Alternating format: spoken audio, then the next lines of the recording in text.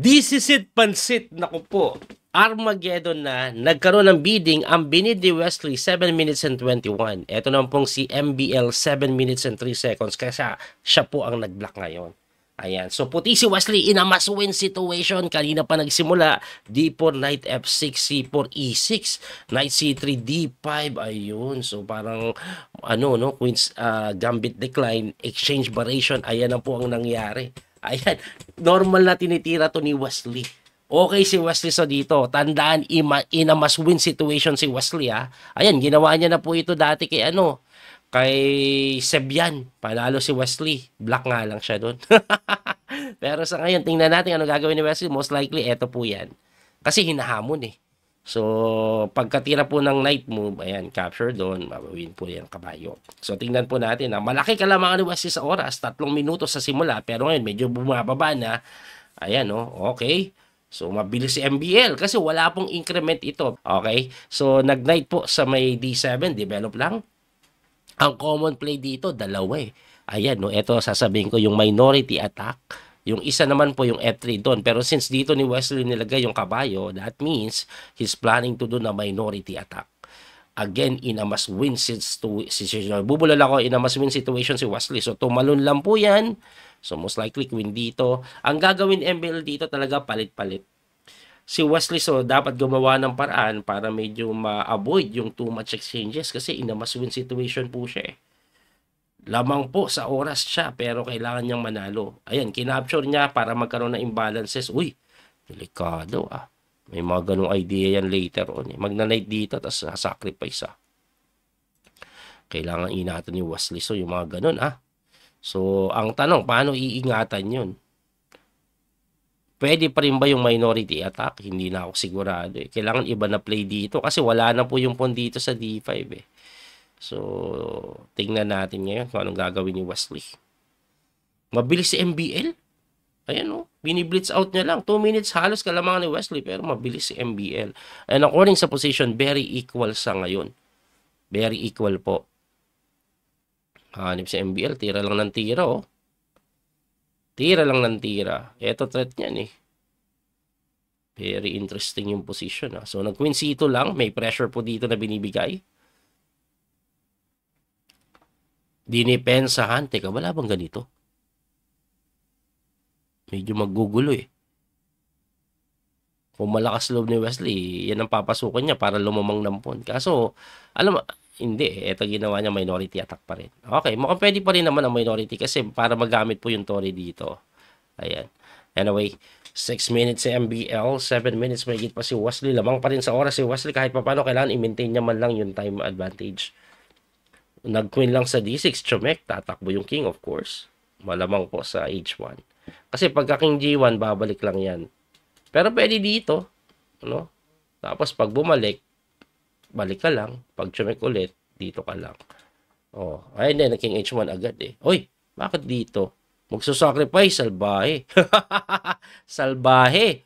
Salbahe po. Kasi table eh. Kaya tinabihan. King G1 na yan. Kaso gaganito eh. Teka ha, in a must-win situation si Wesley ha. Teka, paano pag bumalik? Anong ititira? Knight E2. Ganda. Kasi pag sacrifice mo, may ganito. Ayun. So, pumasok yung kabayo. Pero pwede ito eh.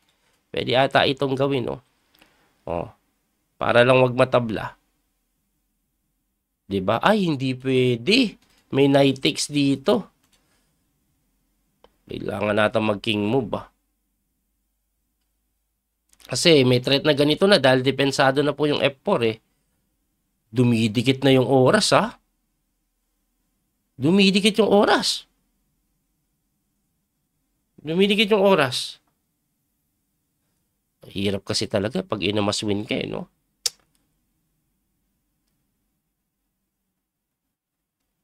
King move lang si Wes.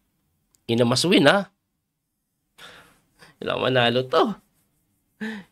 Kailangan manalo.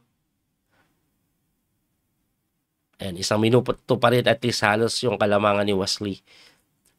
Chumek. Okay, humarang yung kabayo. Pag tinulak, pwede namang king movean eh. Di ba? Pwede namang king movean. Kailangan pilitin eh. Eto, libre. Kaso, may capture doon. Kaya umatras muna yan. Ngayon magbi-B5 na siguro si Wesley. B5 na to. I think B5 na to. B5 na to. Ayan, B5 na nga. B5 lang. B5. Para magamit yung Tori dito, magkaroon ng play. Saka, para madepensa din yung pawn sa B4, pwedeng kainin eh.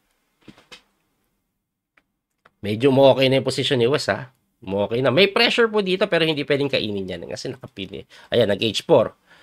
Anong gagawin ni Wes? Anong gagawin mo, Wes? King move? Ay, pwede ata ito knight C4 ah.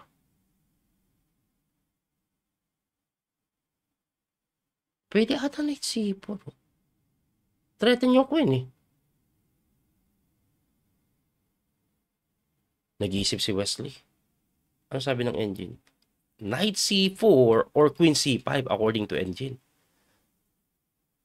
Kailangan magawa ng para Queen C5 ang tinira ni Wes. Queen C5. Ang ayoko sa Queen C5 yung takes Knight C3. Yan yung ayoko eh. Pero okay lang, may capture din dito, pupunta dito. Tingnan natin kung anong kakalabasan niyan ah. Nag-iisip si MBL. This is a very important decision na kakainin niya ba o hindi. Kakainin niya ba o hindi.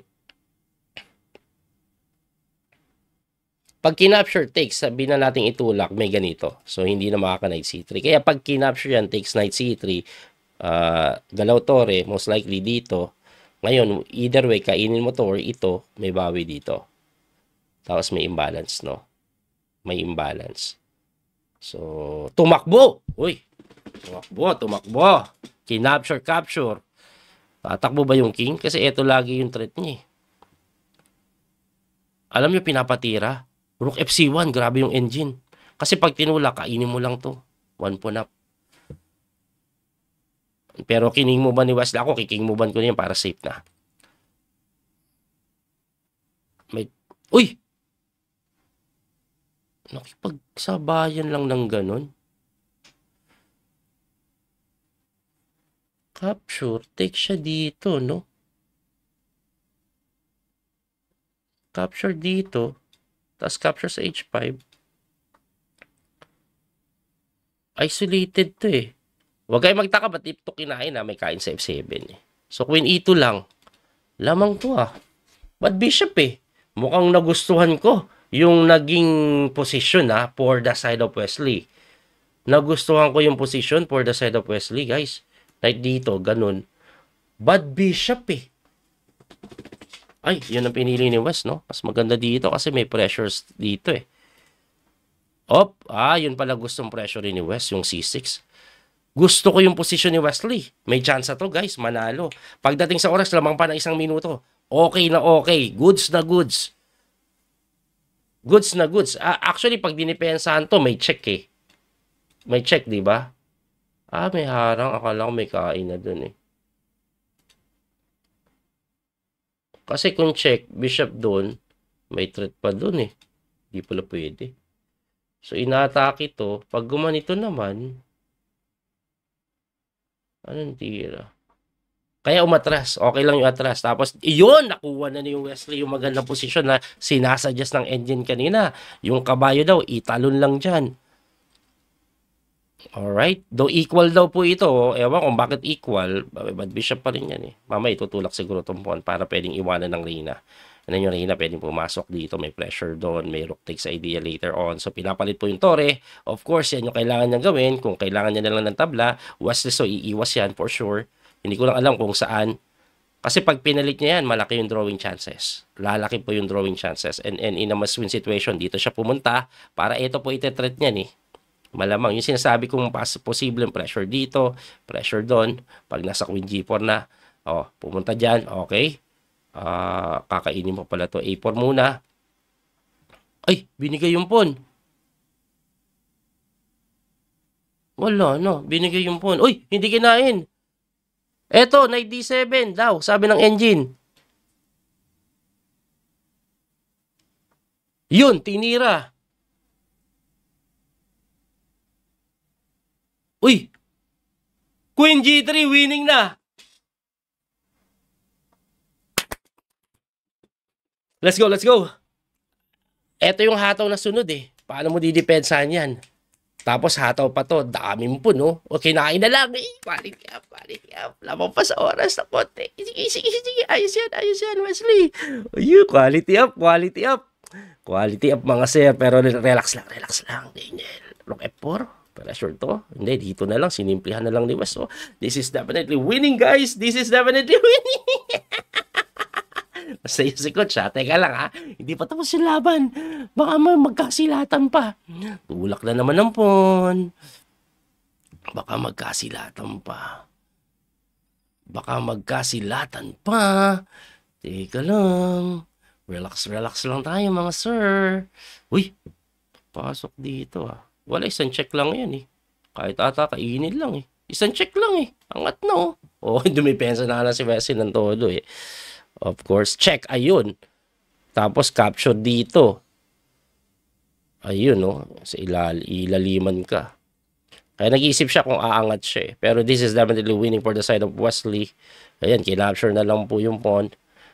Tapos, check ulit dito. Winning na to, guys. Winning na to! Aabot pa ng second match. Yung reset na tinatawag. Oh, mawawala na yung twice to beat advantage. So, check. Tapos gano'n, no? Yan ang pinakasimpleng nakikita ko, eh. Oy, kining-movean muna para wala na yung mga kalokohang check mamaya, no?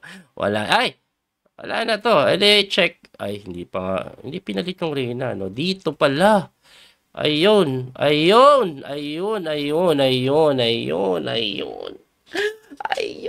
Palakpakan natin si Wesley.